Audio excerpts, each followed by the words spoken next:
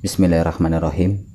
Assalamualaikum warahmatullahi wabarakatuh. Buat seluruh teman-teman saya dimanapun Anda berada, semoga kita semua di kesempatan pada malam hari ini diberikan kesehatan, dipanjangkan umurnya, dimurahkan rezekinya dari segala arah penjuru, dan selalu diberikan perlindungan oleh Allah Subhanahu wa Ta'ala. Di kesempatan pada hari ini saya akan memberikan pengetahuan, yaitu ada 10 manfaat dari ayat kursi. Jadi ayat kursi bisa disebut atau kegunaannya ini sangat banyak sekali. Bisa juga untuk membuat sirup jagat atau membuat orang terpukau dengan ayat kursi. Sebagian besar Anda sudah paham sekali bahwa ayat kursi memiliki khasiat yang paling mujarab sebagai pengusir setan. Ayat kursi itu adalah ayat yang paling utama dan mulia. Dalam sebuah hadis sahih, Rasulullah menyebutkan bahwa ayat kursi adalah ayat yang paling utama yang ada di dalam kitab suci Al-Quran. Ayat kursi berada pada ayat ke-255 dari surat Al-Baqarah. Ayat ke-255 ini diturunkan oleh Allah secara khusus pada malam setelah hijrah. Lantas mengapa disebut ayat kursi? Karena pada ayat ini di dalamnya mencakup seluruh kemartabatan, kebaikan dan juga kebesaran Allah Subhanahu wa Ta'ala. Karena keutamaan dan kemuliaannya, turunnya ayat kursi ini didampingi oleh ribuan-ribuan malaikat. Sebuah kehormatan yang agung bagi para malaikat untuk bisa mendampingi ayat kursi ini. Nah, di sini ada 10 khasiat ayat kursi yang salah satunya untuk sirup jagat atau membuat orang terpukau dengan ayat kursi. Anda bisa mengamalkannya untuk keseharian Anda karena sudah ada tata caranya. Yang pertama adalah ayat kursi untuk perisai diri. Cara mengamalkannya, bacalah ayat kursi sebanyak 7 kali. Ketika dalam bacaan wala yahuduhu diulang 7 kali tidak bernapas, kemudian diusap-usapkan ke seluruh tubuh. Saya telah mendengar seseorang yang saleh, jika menulis ayat kursi kemudian dilipat, diletakkan di sabuk, terus dibawa, insya Allah berkah. Nah, ini yang pertama, yang ke-1. Terus yang kedua adalah sirup jagat. Bacalah ayat kursi 6 arah, diawali menghadap ke kiblat 7 kali. Kemudian menghadap ke utara 7 kali, menghadap ke timur 7 kali, menghadap ke selatan 7 kali, menghadap ke bawah 7 kali, menghadap ke atas 7 kali dengan niat meminta kepada Allah apa yang dimaksud disebut di dalam hati. Nah, yang ketiga, untuk meruqyah dengan cara sebagai berikut. Diawali dengan membaca surat Al-Fatihah dengan niat dihadiahkan kepada Nabi Muhammad beserta keluarga, sahabat Nabi. Fatihah kedua pahalanya dihadiahkan kepada Syekh Abdul Qadir Jailani radhiyallahu anhu dan muslimin muslimat. Kemudian membaca ayat kursi 7 kali di dekat kupingnya dan meminta kepada Allah apa yang kita maksud. Ini yang ketiga. Terus yang keempat, untuk mengobati segala penyakit.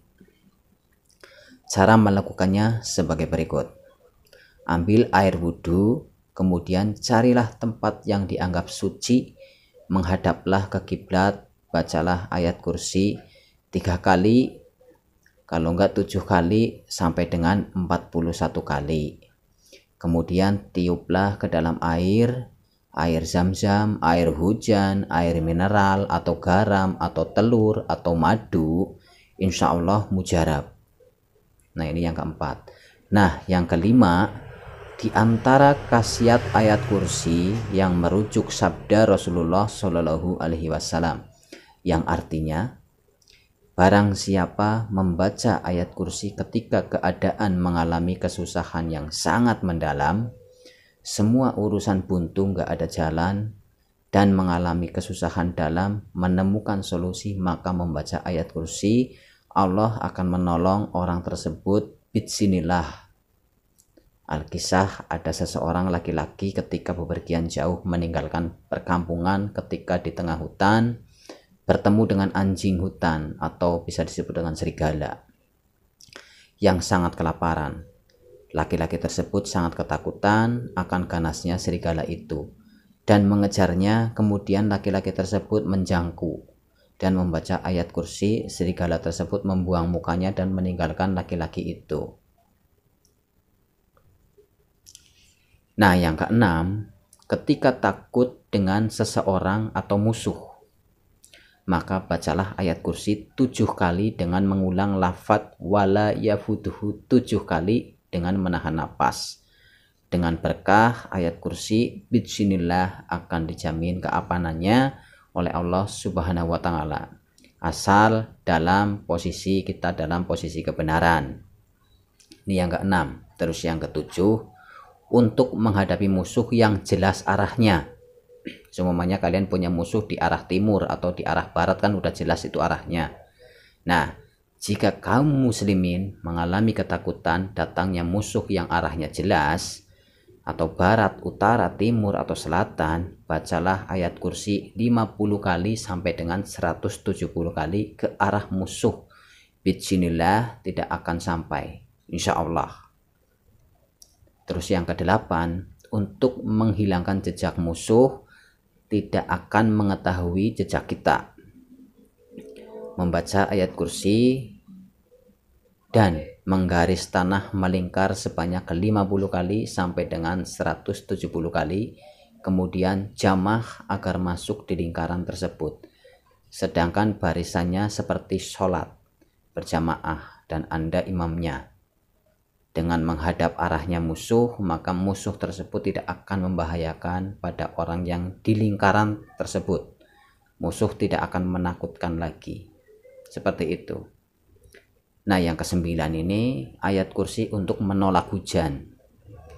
Kalau yang cara 9 ini saya juga belum pernah mencobanya, tetapi akan saya share dengan tata cara sebagai berikut. Diawali membaca surat Al-Fatihah sebanyak 41 kali, kemudian membaca ayat kursi 7 kali ketika sampai pada bacaan yang terakhir, dibaca 70 kali. Ketika siang hari ditambah doa ini yang terakhir juga. Ketika malam hari sebagai berikut, yang terakhir juga, bacaan yang terakhir. Dengan berkah ayat kursi dan surat Fatihah, Allah tidak akan turun hujan. Terus yang ke-10, untuk mengusir jin yang menanamkan santet dalam tubuh seseorang. Caranya harus dilakukan. 1. Ambillah media air 1 gelas, bacakan ayat kursi 7 kali, kemudian ditiupkan pada air dan diminumkan, dan sisanya diusapkan pada yang sakit. Yang kedua, dengan media garam, karena garam senyawa dengan air. Bacalah ayat kursi 7 kali sampai dengan 41 kali. Tiupkan pada garam dengan dicampur minyak misik atau enggak jafaron, diusapkan pada yang sakit. Insya Allah orang tersebut akan segera siuman. Itu ada 10 kategori manfaat atau khasiat dari ayat kursi yang kalian mungkin belum tahu. Semoga di video ini bisa bermanfaat untuk kalian semua, bisa menambah wawasan untuk kita semua. Saya mohon maaf jika ada kata-kata yang salah atau kurang enak didengar. Saya mohon dimaafkan. Buat para sesepuh, Buat para ahli spiritual, salam hormat, salam santun dari saya. Saya mohon maaf jika ada kesalahan.